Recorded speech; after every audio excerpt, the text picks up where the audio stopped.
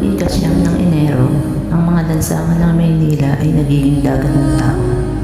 Walang pila, walang tulakan na planado, walang katiyakan. Isang tanong lang ang dala ng milyon-milyon. Baka sakaling mahipo ko siya.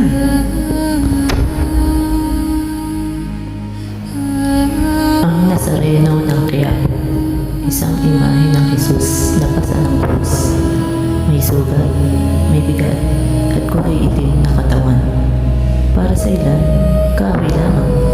Para sa iba, buhay na pag-asa.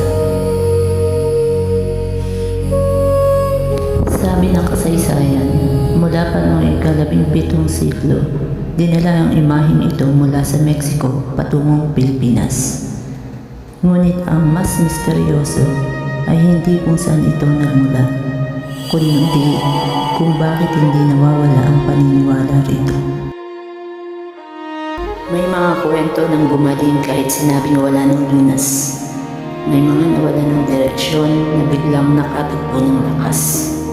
May mga lumakad ng nakapaa, hindi dahil obligado, kundi dahil may utang na loob na hindi kayang bayaran ng salita. Sinasabi ng mga deboto, ang himala raw ng Nazareno ay hindi laging pisikal. Minsan, pananampalatayang hindi na kailangan ng paliwanag. At bakit nga ba itim ang Nazareno? May nagsasabing dahil sa sunog at usok ng mga siglo. May iba namang naniniwala na ang kulay nito ay simbolo ng paghihirap, na ang Diyos ay hindi malayo kundi nakikibahagi sa bigat ng tao.